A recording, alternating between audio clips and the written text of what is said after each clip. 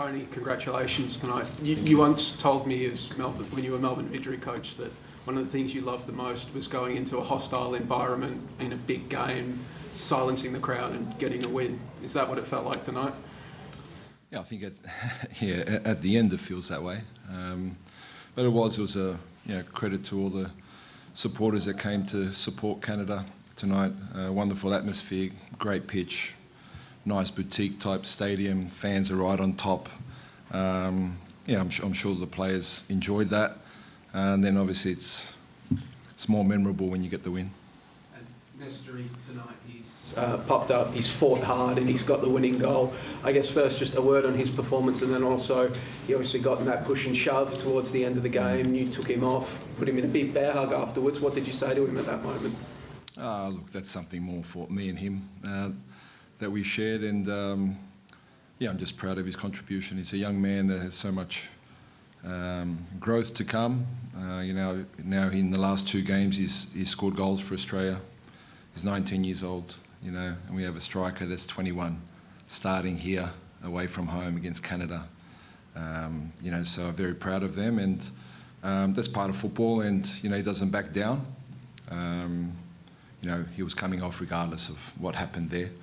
The boys did well, and happy for the 2 young boys up front contributing with the goal. But overall, a very strong performance. Paul Izzo, you mentioned before the game you wanted to see how he responded to another start with Matty Ryan on the bench this time.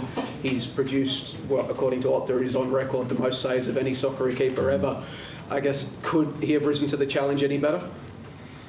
I think he answered the question with his performance. It's rare for this Canadian team to have as much possession of the ball as they did. They're more of a counter-attacking team. Mm-hmm. Why was it your intention to kind of let Canada have the ball, and why do you think that worked for you? It wasn't our intention to let them have that much ball, but in certain areas of the park, they're very strong. We gave a young wide player a debut. We have 2 young boys up front that don't have this experience. When you look at where the players of Canada play, if you have a look at where they play in Europe, how many games they've played this season, how many games they played last season, you compare it to us, there's a big difference there. So we want to close that gap and get our players into the bigger leagues where the training is more intense, the competition is harder. We're in the process of getting that, but we have to start somewhere. In the end, yes, Canada had a lot of the ball. I thought we did a good job. We defended well. Would I have liked us to do more with the ball? Yes, but that 20 minutes in the second half was excellent from us. We created some wonderful opportunities and could have scored 2 or 3 goals.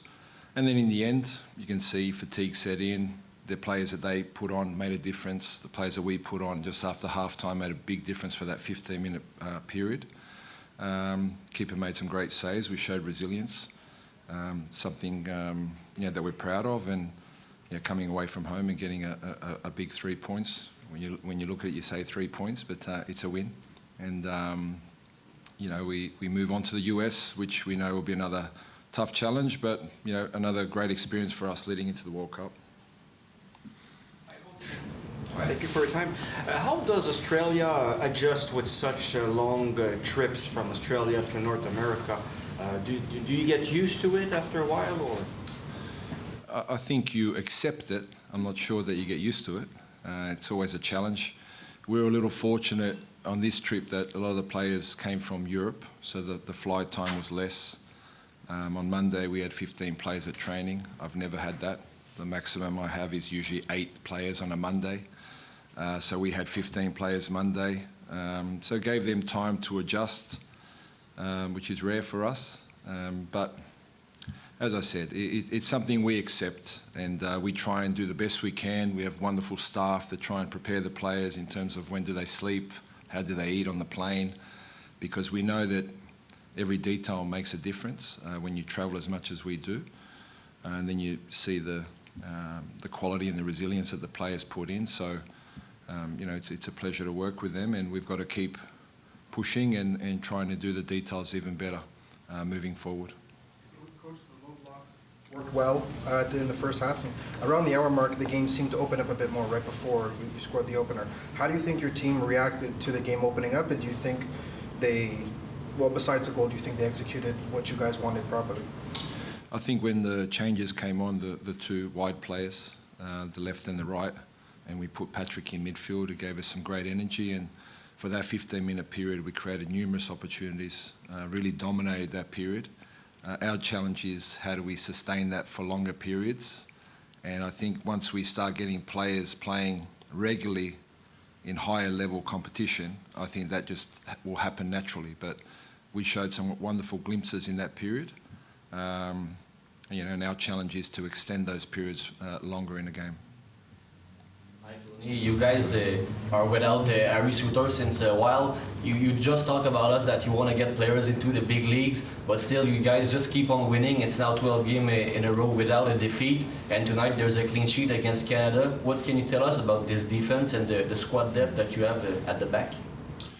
Yeah, very proud of the group. Haven't spoken to them as yet, but they should be very pleased with their work. Our keeper made some great saves as well, Paul Izzo, on some occasions. He's stepping up. Our captain, Matt Ryan, who plays at Levante, wasn't selected for this game, so we're trying to increase the depth, and Paul Izzo showed that. We debuted Jacob Italiano on the right wing-back position. That's his first game for Australia. So, the resilience is there. The defenders, not just the defenders, but when you look at how hard the strikers work, how hard the midfielders work, I'm very proud tonight, and tomorrow we wake up and we have to prepare for the US, so that's football. But we want this journey to continue and keep trying to grow and give players minutes to get this type of experience, which a lot of them are not accustomed to. You about the wing back starting Jacob and Kai on the left. What did you want to see from them? Did you see what you wanted from them, and how did you assess Lewis and Geordie when they came on? Look, it's you can judge it in a few different ways. The way the game started wasn't bad for us. We suffered a bit the last 15 minutes before half time. Where really fatigue set in, and we found it difficult to really get those wing-backs higher up the park. And then, they set a good platform and foundation, and then, in particular, Geordie on the left found a lot of space and going forward, and that's that example of what I'm talking about. He plays a Feyenoord. He's fit, he's strong. He's improved significantly in the last 12 months in terms of his fitness, because prior to the last window, he hadn't played 90 minutes for me. He wasn't able to finish 90 minutes for the national team. So it just shows how far he's grown. He made a great impact. Patrick in midfield, Lewis on the right as well. So that was pleasing, and that helped us get opportunities. And some, the one that Ali hits over the bar, that would have been a wonderful goal with so many passes, combinations, cutback, back heel. That's a centre back finishing with his weaker foot, unfortunately. But it just shows where he was. That's our centre back 6 yards out from goal. But I'm really delighted for them that we scored a really nice goal, breaking the line, cross. I'm really pleased for them. So we've got to move on, and massive challenge on Tuesday. Coach, you left the OFC, the Oceania zone for World Cup qualifiers after 2006. How well do you think it helps Australia for the competitive aspect to play against big giants in Asia? Yeah, it does help. It makes it harder. And we experience that now in our qualifiers. The first two games, we had a draw and a loss when I joined. And it's difficult, you have to travel to Japan and Saudi Arabia, and I see the nations like China are improving. It's challenging. The Asian nations are improving. They're investing a lot of money into football. It's tough, but we've shown since 2006 we've had consecutive World Cups, and that's something we want to continue. And then out of the box question, just a little bit, is Australia, you think, ready eventually one day to have to host the World Cup? We believe we can host everything. A little bit like here, isn't that right? Look, we've hosted major events in football, Olympics. We'd love to do it one day, and and I hope I'm around to see that happen. Thank you. Last one? Last one. Yeah, Australians have a tall poppy syndrome, so when we win, it's difficult. So how do you think you're going to temper expectation coming into the next game? No, I don't think that's an issue for us at all. Yeah, these boys are very grounded. You would have seen after the game. You know, they're respectful. They're obviously proud, but yeah, their feet are firmly on the ground, and we'll recover well tonight. We'll be very happy, of course. Every win is great, and you should celebrate your wins. They don't come easy at any level, especially international football, and when you come away from home like this. But you know, we've got to put that aside tomorrow and prepare for the US, which is a real exciting challenge for us. You know, so we're really looking forward to that. And sorry, logistically for the US, what are the movements? Are we moving tomorrow? We fly tomorrow to Denver, so there's another challenge for us with the altitude. So that's something we want to experience, and we'll see how we handle that on Tuesday. But it's a good test for logistics, a good test for the conditions, and obviously when you look at the opponent, it's a major test in terms of who we're playing. Thank you very much. Merci.